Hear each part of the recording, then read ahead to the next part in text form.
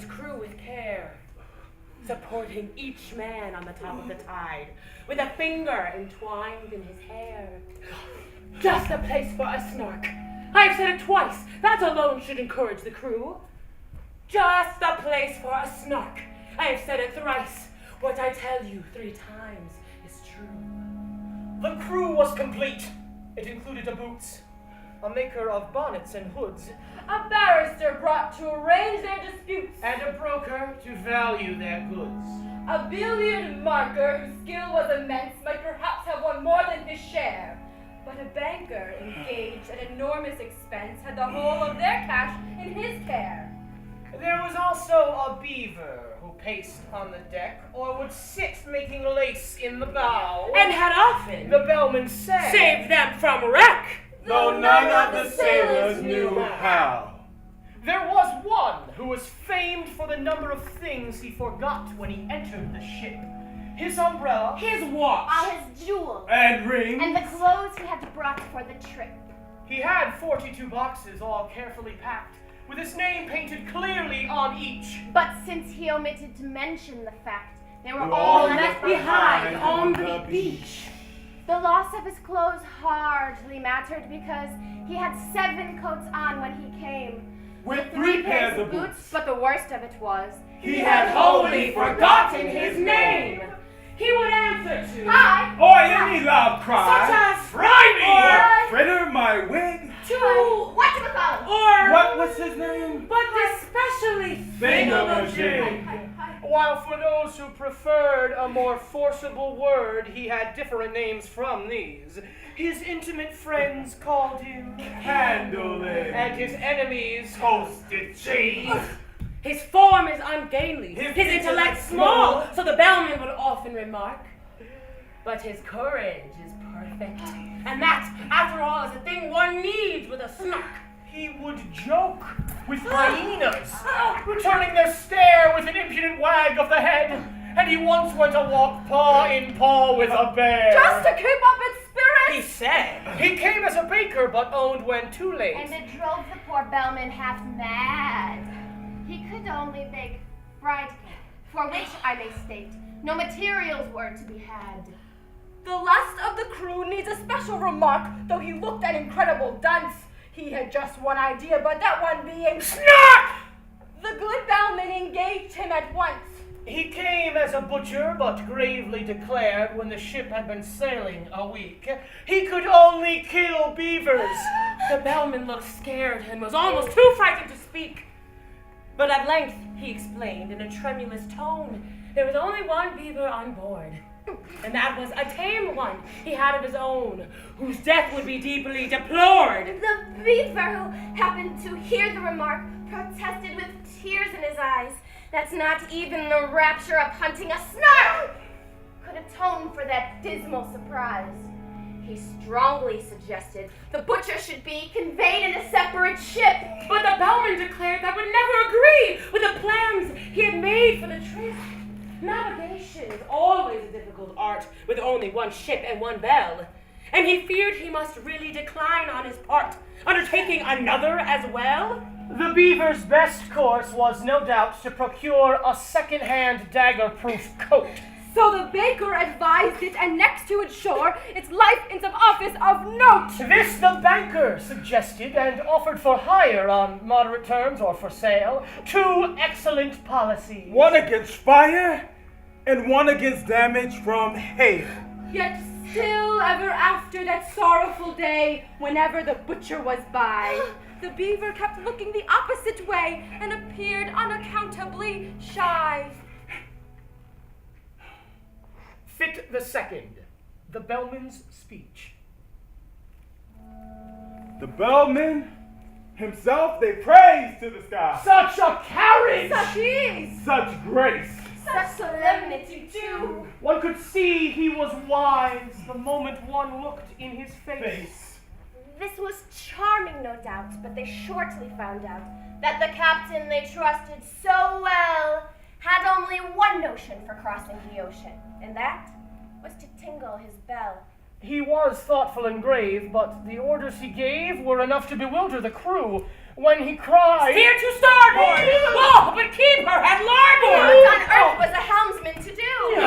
Then the bowsprit got mixed with the rudders up high. A thing as the bellman remarked. that frequently happens in tropical climes, when a vessel is, so to speak, snarked. But the principal failing occurred in the sailing, said the bellman, perplexed and distressed. Said he had hoped at least when the wind blew due east that the ship would not travel due west. But the danger was past. They had landed at last with their boxes, portmanteaus, and bags. Yet at first sight the crew were not pleased with the view, which consisted of chasms and crags. Come, listen, my men, while I tell you again the 5 unmistakable marks by which you may know wheresoever you go. The orange is genuine Snarks. Let us take them in order. The first is the taste, which is meager and hollow, but crisp, like a coat that is rather too tight in the waist, with a flavor of will-o'-the-wisp. Its habits of getting up late, you'll agree that it carries too far when I say it frequently breakfasts at 5 o'clock tea and it dines on the following day. The third is its slowness at taking a jest. Should you happen to venture on one, it will sigh like a thing that is deeply distressed, and it always looks grave at a pun. The fourth is its fondness of bathing machines that it constantly carries about, and believes that it adds to the beauty of scenes, a sentiment open to doubt. The fifth is ambition. And next will be right to explain each particular batch, distinguishing those that have feathers and bite from those that have whiskers and scratch. For although common snarks do no manner of harm, yet I feel it my duty to say, some are boojums! The bellman broke off in alarm, for the baker had fainted away. Fit the 5th, the beaver's lesson. They started with thimbles, they started with care, They pursued it with force and hope. they threatened its life with the railway share, they charmed it with smiles and soap. They Started with thimbles, they started with care, they pursued it with force and hope. They threatened its life with a railway share. They charmed it with smiles and soap. Then the butcher contrived an ingenious plan for making a separate sally, and had fixed on a spot, unfrequented by man, a dismal and desolate valley. But the very same plan to the beaver occurred. We had chosen the very same place. Yet neither betrayed by a sign or a word the disgust that appeared in his face.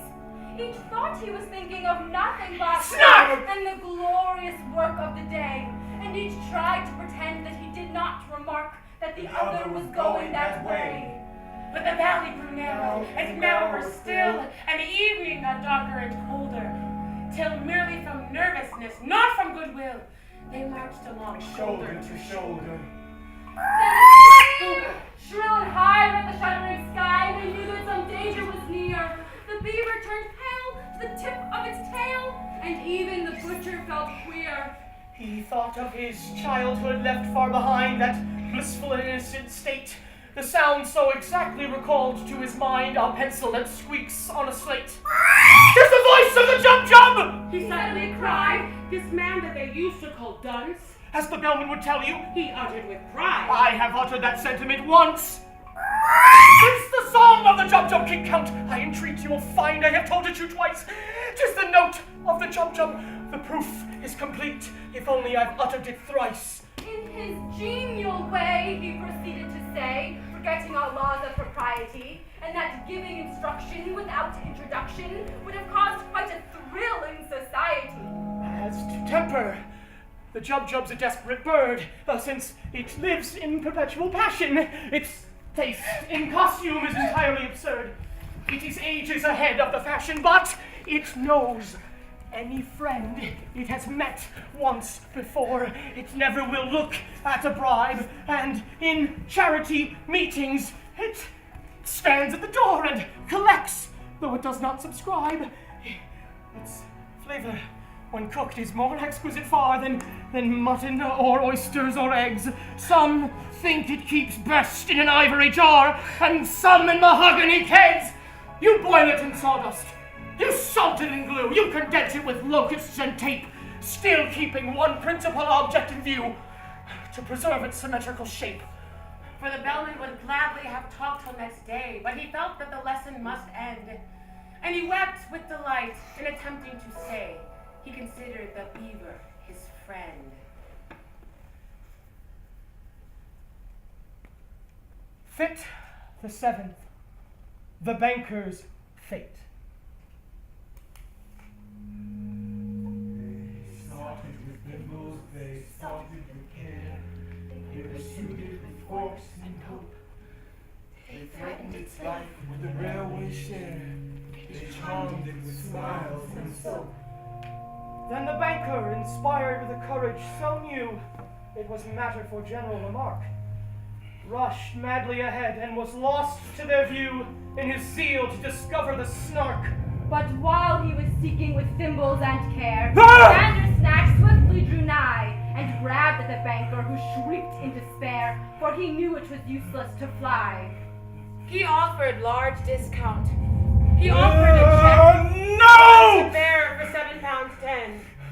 But the Bandersnatch merely extended its neck and snapped at the banker again. Without rest or pause while those fruities jaws went savagely snapping around, he skipped and he hopped, and he floundered and flopped, till fainting, he fell to the ground. The Bandersnatch fled as the others appeared, led on by that fear-stricken yell, and the bellman remarked, It is justice and fear. and solemnly tolled on his bell. He was black in the face, and they scarcely could trace any likeness to what he had been, while so great was his fright that his waistcoat turned white. What a wonderful thing to be seen. To the horror of all who were present that day, he uprose in full evening dress, and with senseless grimaces endeavored to say what his tongue could no longer express. Down he sank in a chair, ran his hands through his hair, and chanted in mimsiest tones words whose utter inanity proved his insanity, while he rattled a couple of bones. Leave him here to his fate. It is getting so late, the bellman exclaimed in a fright. We have lost half the day. Any further delay, and we shan't catch a Snark before night.